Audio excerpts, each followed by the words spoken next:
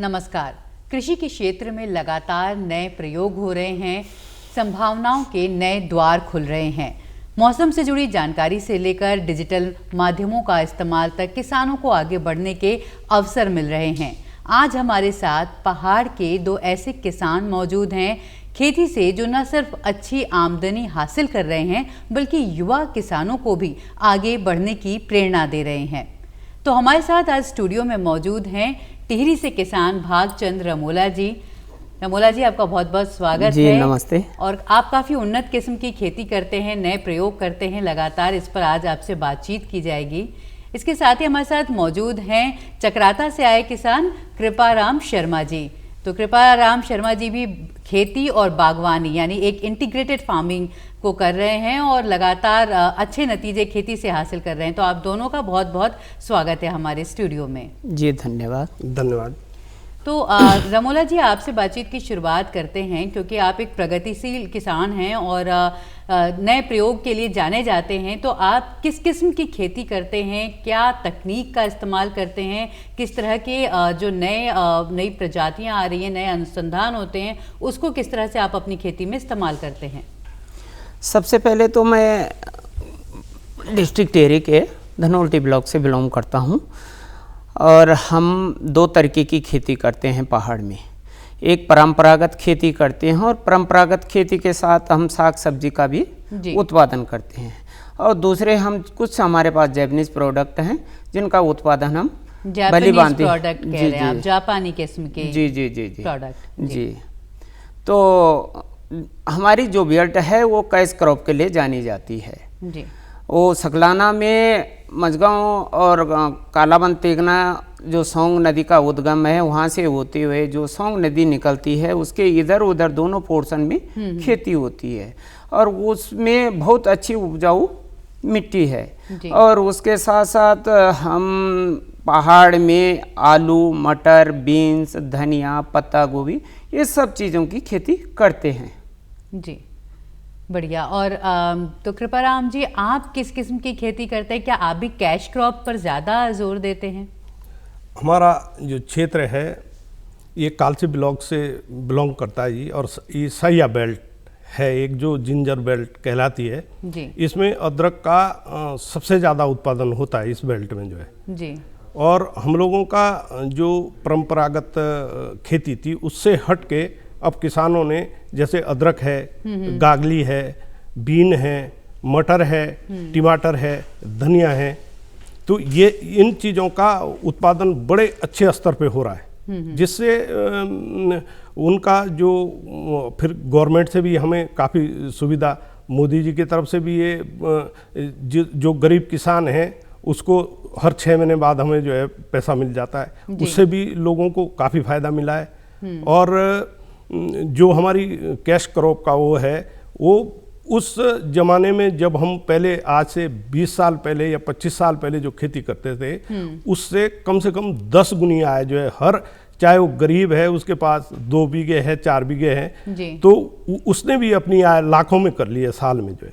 और जिसके पास अच्छी खेती हो तो 10-12 लाख से साल में ऊपर जाता है, क्योंकि किसान खाली बैठ ही नहीं रहा है, उसको कैश क्रॉप जैसे अभी मटर है, मटर के बाद टमाटर है, दोनों चीजें अभी तो किस साथ तरह के फायदे, मतलब जो आप कह रहे हैं कि परंपरागत खेती से हटकर अब हम कैश क्रॉप की तरफ जा रहे हैं, तो इसमें फ़र्क क्या है? इसमें फ़र्क ये है, पहले हमने जैसे गेहूँ या मक्की ये बीजते थे और सब्जी के बारे में किसी को कोई जानकारी नहीं थी, और अब जैसे अदरक है, गागली है, खीरा है, ये हर चीज़ों का, और सरकार से हमें ये सुविधा मिली है कि हमें जलागम द्वारा जैसे टैंक जो है सबको, हर परिवार को एक एक टैंक बनाया गया है, उससे हमने लाइन का विस्तार अपने आप करा और सब जगह पूरे उसमें गांव में स्प्रिंकलर है सबके पास। मतलब कोई किसान ऐसा नहीं है जिसके पास अपनी लाइन ना हो, मतलब कि जो सिंचाई है जो वो सिंचाई आपके लिए है सुविधाजनक हो रही है, और उसी से हमारा कैश क्रॉप जो है बढ़ रहा है। गांव का कोई भी जिसके पास ज़्यादा ज़मीन है उसका तो खैर ज़्यादा है, पर जिसके पास 2-2.5 बीघे है उसका भी लाखों में साल का जो है, क्योंकि वो साल में 3-3 फसल उगा रहा है। अब कैश क्रॉप का जो फायदा है वो ये है कि आप एक साल में कई फसलें ले लेते हैं। हाँ, 3-4 फसल ले लेते हैं एक साल में जो, और वो इसलिए कि कम पानी में कम पानी में हम ज़्यादा सिंचाई कर सकते हैं स्प्रिंकलर से। बिल्कुल। तो वो जिसको जितनी हाइट होती है, दूसरे के जगह पे भी आदमी अपना टैंक बना लेता है और वहीं से अपना स्प्रिंकलर शुरू कर देता है। तो ये जो नई तकनीक है स्प्रिंकल की, इससे आपको बहुत सुविधा मिली है सिंचाई के लिए, और कैश क्रॉप जो है वो आपने ऐसा चयन किया है कि एक ही खेत में कई फसल एक साल में आपको निकल जाएगी। हाँ, कहीं फसल निकल जाती है। और सिंचाई से ये फायदा होता है कि जब ऊपर की, ऐसे तो वो पहाड़ की जो खेती है सब ऊपर वाले पे निर्भर होती है, पर हमने थोड़ा हट के करा है, क्योंकि पानी की सुविधा हर किसान ने अपने खेत तक की है, उससे हमें उसका बहुत अच्छा फायदा मिल रहा है। बिल्कुल। और रामोला जी, अगर आपकी बात करें तो जो अभी पारंपरिक खेती की बात कर रहे थे आप, और ये जो वर्ष है वो अंतर्राष्ट्रीय मिलेट्स वर्ष के तौर पर, जो मंडुआ पहाड़ में तो 12 अनाजा खेती की पद्धति रही है, तो जो भी आपके उत्पाद हैं, मंडुआ, झिंगोरा, चौलाई, जौ, जई, इस तरह के तमाम उत्पाद हैं जो पहाड़ में अब भी होते हैं, तो आप लोग क्या परंपरागत खेती को आगे लेकर चल रहे हैं? मिलेट्स की तो अब डिमांड भी बहुत बढ़ रही है। मंडुआ और झंगोरा 2 मुख्य फसलें हैं मोटे अनाज में जी, लेकिन पहाड़ों में कैश क्रॉप की होने की, नकदी फसलों होने की वजह से इनका थोड़ा दायरा कम है, लेकिन फिर भी लोग इन चीज़ों की खेती कर रहे हैं। अभी लोगों ने बीज को बचा के रखा हुआ है। झंगोरा हुआ, मंडुआ हुआ, और आपका कौड़ी हुआ, और चीना हुआ, और दालें, ये मुख्य फसल में मोटे अनाज में पहाड़ में आती हैं। और नकदी फसलों में आलू, मटर, बीन, मूली, धनिया, ये सब चीज़ें नकदी फसलों में आती हैं।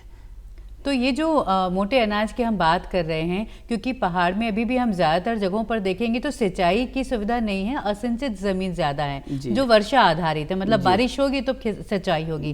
तो वहाँ पर ऐसे क्लाइमेट में भी जो मोटे अनाज हम जिन्हें कहते हैं पौष्टिक अनाज, जो हमारे हैं मंडुआ वगैरह, वो ज़्यादा अच्छी पैदावार उनकी ली जा सकती है। जी, असल में जो मोटे अनाज हैं, जैसे रागी हुआ जिसको हम मंडुआ बोलते हैं, और झंगोरा हुआ, ये सब जो फसलें हैं ये बरसात आधारित ज़्यादा फसलें हैं, और ये बारिश में होती हैं। मतलब जैसे बरसात के सीजन में ये इन चीज़ों का उत्पादन होता है। तो जहाँ जैसे असिंचित ज़मीन भी है वहाँ पे भी इसकी खेती हो रही है, और जैसे जो सिंचित खेती है वो, उसमें तो मेरे देखने से लोग कैश क्रॉप या नकदी फसलों का ही काम करते हैं। मतलब मिला जुला एक स्वरूप है खेती का पहाड़ में कहा जाए तो। और कृपाराम जी, आप खेती के साथ साथ क्या बागवानी, पशुपालन, इस तरह से भी जुड़े हुए हैं? हाँ जी, बगैर पशुपालन के तो खेती होती नहीं है। जैसे पशुपालन में बकरियों का व्यवसाय गांव में बहुत ज़्यादा है, एक आदमी उसी पे रहता है, और वो अच्छा साधन है। मतलब उससे आपको यूरिया की भी ज़रूरत नहीं पड़ती। बकरी का जहाँ खाद लगता है वहाँ यूरिया की भी ज़रूरत नहीं है। बहुत कम लोग यूरिया प्रयोग करते हैं अपने खेतों में जहाँ बकरी का खाद होता है। और दूसरा, अब लोग जो नई पीढ़ी आई है, हमने तो खुद अपने परिवार में जो लड़के जिन्होंने M.Com या B.Com कर रखा था, उनको भी उसमें वो कराया कि भाई आप बागवानी की तरफ, और उन्होंने अभी 2-3 साल से बागवानी की तरफ जो है बहुत ध्यान दिया है, और यूनिवर्सिटी से जुड़े हुए वहाँ हिमाचल से डायरेक्ट वहीं से पौध ला रहे हैं, और हर साल 200-250-300 पेड़ नए लगा रहे हैं। और जो बाहर की खेती थी, जैसे बंजर है, कम ज़मीन है, जो ज़्यादा सीधी नहीं है, उसको सबको साफ करके और उसमें बाग भर रहे हैं। और ऐसा नहीं कि एक हम नहीं कराए ये काम, पूरे गांव में मतलब 80% लोग इस तरह का जो बाहर की खेती है, बाहर की खेती मतलब वो ज़मीनें जो आपके घर से दूर बाहर की तरफ है, जो बाहरी क्षेत्र में पड़ती है और जहाँ पानी की ज़्यादा सुविधा नहीं है, तो वहाँ भी पानी की व्यवस्था, जैसे टुल्लू पंप से पानी ऊपर चढ़ा के वहाँ टैंक बना के फिर उसको सिंचाई के लिए हमने जो है वो करा है। तो हर परिवार ऐसे कर रहा है। गांव में ऐसा सहयोग है कि एक दूसरे का, आज एक आदमी टैंक भरेगा, दूसरे हफ्ते दूसरा आदमी भरेगा, तो सबको बांट के वो पानी उपलब्ध कराते हैं। मिलजुल के जो पेड़, किसी का सूख के ना, अगर किसी का पेड़ सूख गया तो सब उसकी मदद करते हैं कि भाई इसकी टंकी भर दो पहले जो है। तो मतलब खेती और बागवानी दोनों अगर साथ साथ की जाए तो ये ज़्यादा हम कहेंगे कि भरोसेमंद खेती होगी। बहुत अच्छा है ये तो। बच्चों का आजकल ये है कि भाई कोई काम नहीं करना चाहता, नहीं तो अगर वो थोड़ा सा भी खेती में और बागवानी में ध्यान दे दे तो उतना नौकरी पे उसको बेनिफिट नहीं है जितना खेती में। जी बिल्कुल। और रमोला जी, जो ये नौकरी की बात कर रहे हैं कि बहुत सारा पलायन भी है, जिसकी वजह से बहुत सारे बंजर खेत वाली समस्या भी है पहाड़ में कुछ जगहों पर खास तौर पर, तो आपको लगता है कि कृषि जो है वो एक ऐसा उद्यम है जिस पर अभी केंद्र और राज्य सरकारें भी बहुत ध्यान दे रही हैं, जैविक खेती को बहुत बढ़ावा दिया जा रहा है, जिसमें आपको नौकरी छोड़कर जाने की जरूरत नहीं है, आप इस व्यवसाय से एक बेहतर जिंदगी जी सकते हैं? जी, भाई साहब ने बोला कि बागवानी इसके लिए बहुत बढ़िया विकल्प है जी। तो बागवानी, पशुपालन और खेती तीनों का जहाँ पे मिश्रण नहीं होगा आप पहाड़ में खेती नहीं कर सकते, क्योंकि पशुपालन बहुत जरूरी है और साथ में बागवानी, क्योंकि बागवानी एक कृषि से क्या बोलते हैं अतिरिक्त आय मैं मान के चलता हूँ। जैसे सेब का बागीचा है, सेब लगा दीजिए, अखरोट लगा दीजिए, फूलम लगा दीजिए, तो आप कैश क्रॉप भी कर रहे हैं, नकदी फसल भी कर रहे हैं और साथ में आप पेड़ों से भी अर्निंग ले रहे हैं, तो ये बहुत बढ़िया विकल्प है ये पहाड़ों में। बिल्कुल। तो आमदनी बढ़ाने वाली जो बात होती है, किस तरह किसान की आमदनी बढ़ाई जाए, तो खेती और बागवानी दोनों का मिला जुला स्वरूप बिल्कुल जरूर होना चाहिए। अब जैसे बकरियों में, तो बकरियों में आपने देखा कि मांस के लिए भी, तो पहाड़ों में तो दूध के लिए बकरियां नहीं होती हैं, लेकिन मांस के लिए, और भेड़ें हैं तो ऊन के लिए, और उनका जो गोबर है वो बहुत बढ़िया होता है खेती के लिए, बहुत बढ़िया जी, खाद के तौर पर। जी, लोग तो मतलब खरीदते हैं और तब जाके वो अपने खेतों में डाल के उससे उत्पादन लेते हैं। आप बता रहे थे कि आप जापानी किस्म की चीज़ें भी उगाते हैं, तो क्या क्या हैं जो जापानी खेती जो आप करते हैं और किस समय से किस समय तक वो उस पर काम करते हैं? मैं जून टू दिसंबर ही खेती कर पाता हूँ, क्योंकि पहाड़ में नवंबर के लास्ट वीक में पाला पड़ना शुरू हो जाता है, जो कि फरवरी तक चलता है जी। तो जनवरी में हम नर्सरी डाल देते हैं। तो अभी हमारे पास जो जैपनीज प्रोडक्ट में लीक है वो प्याज की तरह होता है, जैपनीज भाषा में उसे नेगी बोलते हैं, और ये आपके 10 महीने तक बराबर होती है, इसको सिंचाई की ज़्यादा ज़रूरत भी नहीं होती है, और ये लोग इसको सूप के तौर पे बहुत अच्छे तरीके से खाते हैं। दूसरा प्रोडक्ट है मेरे पास गोबो एक मूली की तरह होता है, और इसका उत्पादन भी बहुत बढ़िया होता है। खुदाई में थोड़ा सा दिक्कत है उसकी, क्योंकि बिना सब्बल के वो खुदाई नहीं होती है, लेकिन ये असिंचित खेती में भी हो जाता है जी। और ये बताते हैं वो लोग, तो हमें तो इतना जानकारी नहीं, लेकिन उन लोगों से चर्चा करते हुए हमने पाया कि ये कैंसर की भी एक मेडिसिन है जी। 2 चीज़ें तो ये हो गई मुख्य। और तीसरी चीज़ हम जो उगाते हैं वो धान उगाते हैं, जिसमें मेरे पास अभी क्या बोलते हैं दो वैरायटी हैं। उसमें कोसी करी और इनोएस करी। तो कोसी करी भी अभी तो इनोएस करी में क्या होता है कि उसमें थोड़ा सा लेट वैरायटी है और वो साफ करने में थोड़ा दिक्कत होती है, लेकिन ये कोसी करी बहुत अच्छी वैरायटी है जी। और लोग उसका बहुत अच्छे से उत्पादन कर रहे हैं, और हमारे गांव में कम से कम 15-20 किसान मिलके उसको उत्पादन करते हैं। वो लोग उत्पादन करके फिर हमें देते हैं, और हम उसको दिल्ली में, जापान के एमएससी में, और जापान के कुछ शॉप हैं मेरे पास दिल्ली में जी, जैपनीज लोगों की, तो वहाँ हम उसको सप्लाई देते हैं। तो आपका ये जुड़ाव कैसे हुआ, कैसे आपने जाना कि एक इस जापानी किस्म की खेती और इसकी मांग भी है? ये थोड़ा सा लंबा विषय है, लेकिन फिर भी मैं शॉर्ट में लेके चलूँगा कि यहाँ पे मसूरी का एक एनजीओ, मसूरी में एक एनजीओ MGBS काम करता था जी जी, और उसको सपोर्ट करता था। इलाहाबाद में एक डीन है जो जैपनीज हैं, नैनी में हैं जी। तो उनकी लड़की वुड स्टॉक मंसूरी में पढ़ती थी जी। तो इन लोगों ने सोचा कि हमें अच्छी सब्जी कम दाम पे और क्या बोलते हैं कम समय में, खराब ना हो, ताजी सब्जी कैसे हमें मिले दिल्ली में। तो उन्होंने बताया कि जापान का कुछ भूभाग और यहाँ मसूरी वाला जो क्षेत्र है, इसका भूभाग है जो है, उसका जो क्लाइमेट है वो मिलता जुलता है जी। तो उन लोगों ने क्या किया कि MGBS की सहायता से हम गाँव में 8-10 महिलाओं का एक ग्रुप बनाया और उसमें कुछ सीड दिया, जी। और सीड दे के फिर जब उसका सीड से हमने बीज तैयार किया, तो बीज से जब उसका ज़्यादा उत्पादन हो गया तो फिर हमें मार्केट की सुविधाएं दी। बढ़िया। तो इस तरह से आपकी एक आपका रुझान इस तरफ भी हो गया। और बहुत अच्छी फसल के बावजूद बहुत अच्छे रेट मिल जाते हैं। अब आप यकीन करोगे 150 रुपए पर केजी कोसी करी का रेट है, जो कि भारत में कहीं भी नहीं है, मतलब किसी भी चावल का रेट। जी जी। और उसके साथ सोयाबीन है।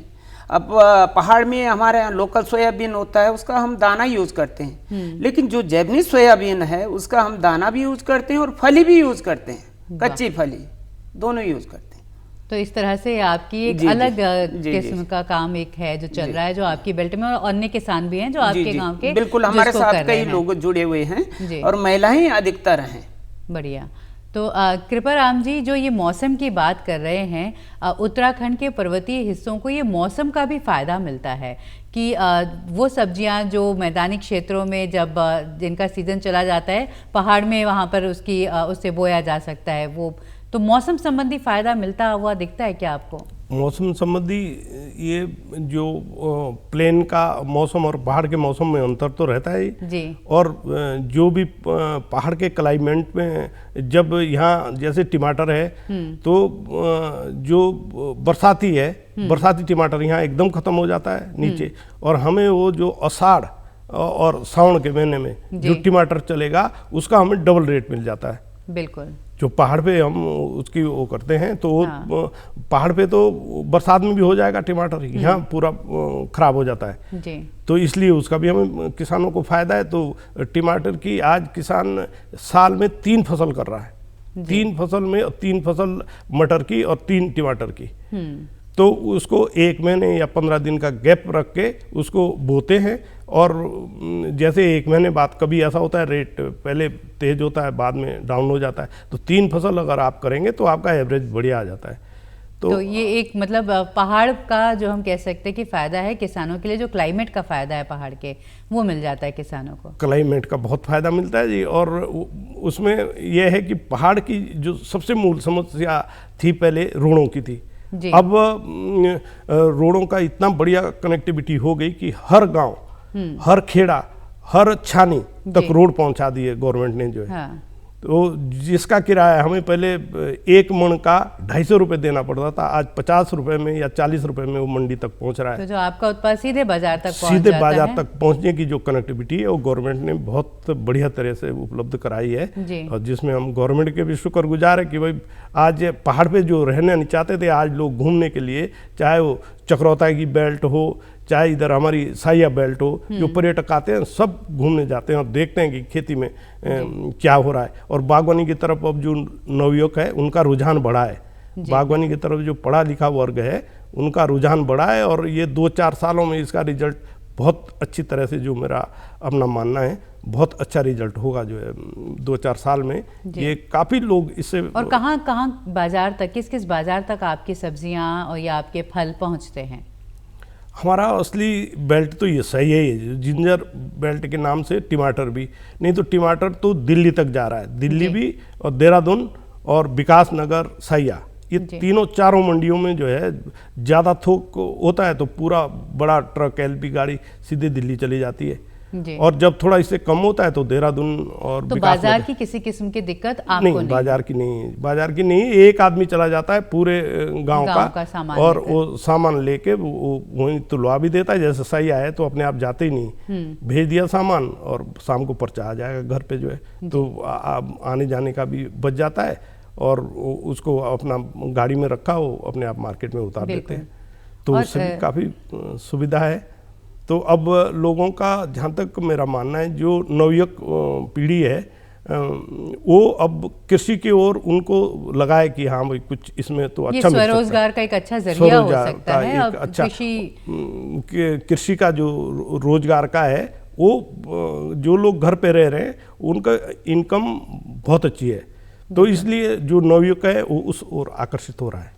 जी, बहुत अच्छी बात बताई आपने। और बहुत सारे जैसे तकनीक के क्षेत्र में भी नए प्रयोग हो रहे हैं कृषि को बेहतर बनाने के लिए, जैसे मौसम संबंधी सूचनाएं किसानों तक पहुंचाना, ताकि जो मौसम की मार होती है कि अचानक बारिश आ गई या सूखा पड़ गया, तो किसान कैसे मौसम के लिहाज से खेती के से जुड़े अपने काम को कर सके। तो क्या आप लोग भी इस तरह की सुविधाओं का फायदा उठाते हैं? जी मैडम, अभी हमको SMS आ जाता है या फिर हम गूगल पे सर्च करते हैं। सपोज करो हमने मटर की बुआई करनी है, क्योंकि मटर एक नाजुक फसल है और बुआई के टाइम पे बहुत दिक्कतें होती हैं। जब आदमी ने सोचा आज मटर लगाएंगे और लगा दिया उसने और बारिश पड़ गई तो पूरा खत्म हो जाता है। तो आदमी ये सोच के मटर लगाता है कि पहले मौसम की जानकारी ले लें, अगर उन्होंने बताया कि आज और कल में बारिश नहीं है तो मटर की बुआई कर देते हैं। तो ऐसे मौसम संबंधी जानकारी मिल जाती है, जो कि किसानों के लिए बहुत फायदेमंद बहुत फायदेमंद। और किस तरह की तकनीक और हैं जिनके बारे में आप बताना चाहेंगे, जो कृषि क्षेत्र में इस समय नई तकनीक आ रही है जिससे किसान अपनी कहते हैं आमदनी बढ़ा सकते हैं? सबसे पहले तो वो जो कृषि यंत्र हैं उनका जो वैज्ञानिक तकनीकी है उसका उपयोग जरूर करें, मैं ये बोलता हूँ। पहाड़ में क्योंकि ग्लोबल वार्मिंग की वजह से पहाड़ में जो नीचे पहले से फलदार वृक्ष होते थे वो आज उनका मतलब वो नहीं रहे हैं। जैसे चुल्लू होता था, आड़ू होते थे, खुमानी होते नीचे नीचे होते थे, वो आज वो बहुत हाइट पे हो रहे हैं ग्लोबल वार्मिंग की वजह से। मौसम बदल रहा है। जी, तो जैसे मौसम बदल रहा है, सब चीज़ें बदल रही हैं, तो वैसे किसान को भी वैज्ञानिक तौर तरीके अपनाने चाहिए जिससे वो उसका फायदा ले सके और अपन मतलब आगे बढ़ने की कोशिश करे। जी। और कई बार कृपाराम जी बेमौसमी बारिश जिसकी हम बात कर रहे हैं, कभी बेमौसमी बारिश हो गई, तो क्या आप लोग जो हमारे विश्वविद्यालय हैं, जैसे हमारे पास पंतनगर कृषि विश्वविद्यालय है और भी ऐसे जो केंद्र हैं कृषि से जुड़े केंद्र हैं, क्या आप लोग उनसे बात करते हैं कि किस तरह के बीज हमें बोने चाहिए मौसम के लिहाज से?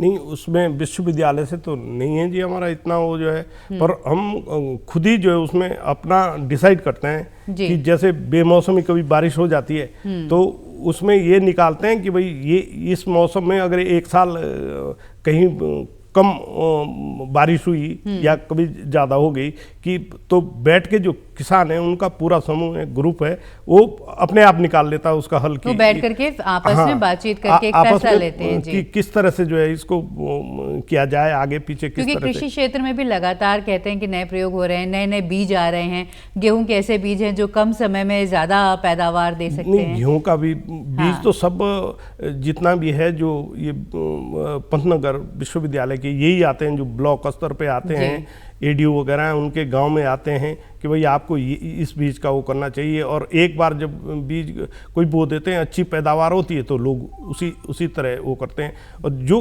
किसान थोड़ा लिखा पड़ा है वो तो ब्लॉक से भी जुड़ा हुआ है और उससे भी मोबाइल पे सारे मैसेज आ जाते हैं जी। तो मोबाइल जो भी डिजिटल माध्यम है उसका आप लोग भरपूर फायदा उठाते हैं। नई पीढ़ी है वो सब जैसे लड़के हैं हम लोगों के जो पढ़े लिखे हैं वो सब उनको डिजिटल पे पूरा देखते हैं, जैसे चाहे वो बागवानी हो चाहे किसी चीज़ का बोना हो तो उसी समय बता देंगे। बारिश के बारे में कि भाई उस समय मत बोना, जैसे खीरा वगैरह।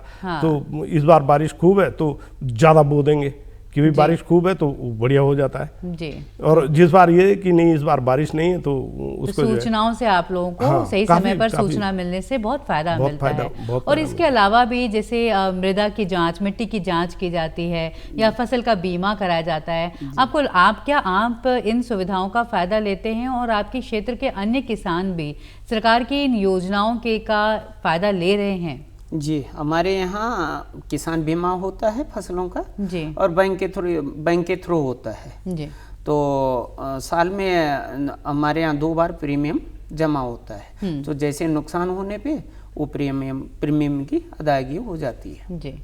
और जो मिट्टी की स्वास्थ्य की जांच की जाती है जिससे पता चल सके कि मिट्टी में किन उर्वरकों की कमी है, क्या डाला जाना चाहिए, क्या इस तरह भी आपने कभी जानकारी ली? मैं तो एक जैविक किसान हूँ, लेकिन और लोग इसका अभी फायदा तो ले रहे हैं, लेकिन गांव तक अभी ये क्रांति नहीं पहुंची है। नए नए वैज्ञानिक तरीके, जैसे हमें अभी ज्ञात हुआ कि अभी ऐसे यंत्र भी आए हैं जो मतलब ऐसे डुबो के वो पूरा मिट्टी में अगर आप मतलब पूरा सेहत बता देंगे। सेहत बता देंगे इसमें किस चीज़ की कमी, क्योंकि मिट्टी में 16 तत्व होते हैं, तो जी। वो बता देगा इसमें यूरिया की कमी है, नाइट्रोजन की है, पोटास की है या और चीज़ों की कमी है, तो वो बता सकता है। बिल्कुल। और आपने कहा कि आप एक जैविक खेती करने वाले किसान हैं और इस समय जैविक खेती को बहुत बढ़ावा दिया जा रहा है जी। और बाजार में मांग भी जैविक खेती की बहुत ज़्यादा है कि जो हमारे ऐसी सब्जियां हों जिनमें रासायनिक उर्वरकों का इस्तेमाल ना हुआ हो। जी। तो आप लोगों को इसका भी फायदा मिलता होगा। बिल्कुल मिलता है, क्योंकि वो सबसे पहले तो एक तो रोग से बचाना थोड़ा सा मुश्किल हो जाता है उनको, लेकिन मार्केट में उनके बहुत अच्छे रेट मिल जाते हैं और क्रांति आई है, लोग अच्छा खाना पसंद करते हैं, क्योंकि लोगों के पास पैसा बहुत है लेकिन खाने को अच्छा नहीं है, तो लोग ये सोचते हैं कि कहाँ हमें अच्छी चीज़ मिले, और चाहे वो 2 पैसा उनको ज़्यादा देना पड़े, लेकिन लोग खाना तो उसे आप अपने पसंद जो करते हैं। जैविक उत्पाद हैं वो कहाँ लाते हैं, किस बाजार में पहुंचाते हैं? हमारा सकलाना जो बेल्ट है वो हमारा देहरादून से 60 किलोमीटर की दूरी पे है। जी। तो हम जो अपना उत्पाद है, पहले पूरी घाटी का उत्पाद हमारा देहरादून और दिल्ली में जाता है, लेकिन जो हम हैं तो हमारी एक हाट लगती है देहरादून के सर्वे चौक में, जी, जो कि प्रति सप्ताह रविवार के दिन लगती है, जैविक बाजार जी, लगता है। जी। तो वो सुबह लगता है और 10 बजे वो ख़त्म हो जाता है, तो हम अपना उत्पाद वहाँ पे लाके वहीं पे बेचते हैं। जी। और आप किस तरह की तकनीक, किस तरह की जो सरकार की तरफ से जो सुविधाएं किसानों के लिए मुहैया कराई गई हैं, आप किस तरह का इस्तेमाल तकनीक के तौर पे करते हैं? सरकार के तरफ से जैसे ये ज़मीन का बताया इन्होंने, तो हमारे यहाँ से तो ब्लॉक से लोग आते हैं जिसको ये लगता है अपने ज़मीन पे कि भाई इसमें अनाज कम हो रहा है या कभी कोई फंगस वगैरह जो लग जाती है जी। तो पहले तो ट्रीटमेंट उसका खुद ही कर लेते हैं लोग, उसमें मट्टी बदल देते हैं, एक बार उसकी खुदाई करी और उसको बदल दिया, फिर उसके बाद वो सही हो जाता है। नहीं तो ब्लॉक में जाके जो एडीओ वगैरह एग्रीकल्चर के वो गांव में आते हैं और वो मिट्टी ले जाते हैं, उसका फिर वो निरीक्षण करके वो हफ्ते 10 दिन में वो रिपोर्ट दे देते हैं कि भाई आपकी ज़मीन में ये कमी, तो ये जो चीज़ पारंपरिक ज्ञान है और जो मौजूदा उपलब्ध व्यवस्था है सरकार की तरफ से, दोनों का आप लोग दोनों का उपयोग करते हैं। जी। जैसे अदरक है, अगर आप 3 बार एक ही उसमें लगा दिया खेत में तो वो खराब हो जाएगा दूसरी बार, और अगर मिट्टी पलट दी, उसकी खुदाई करके नई मिट्टी ऊपर ले आए तो चाहे हर साल लगाओ। बिल्कुल। तो इसमें अपना भी ज्ञान का उपयोग करते हैं और ब्लॉक से भी उसकी वो पूरी सुविधा जो है मिल जाती है। बिल्कुल। और द्रमोला जी, अब जो खेती, किसानी और बहुत सारे जो स्टार्टअप्स भी आ रहे हैं कृषि के क्षेत्र में, मतलब बहुत तेज़ी से बढ़े हैं, अब आप क्या एक कहना चाहेंगे जो हमारे युवा किसान हैं उनसे कि किस तरह से खेती को लेकर आगे बढ़ें जिससे वो आमदनी भी अच्छी हासिल करें और पलायन या इस तरह की जो हमारे सामाजिक मुद्दे हो गए उन्हें भी हल किया जा सके पहाड़ के लिए?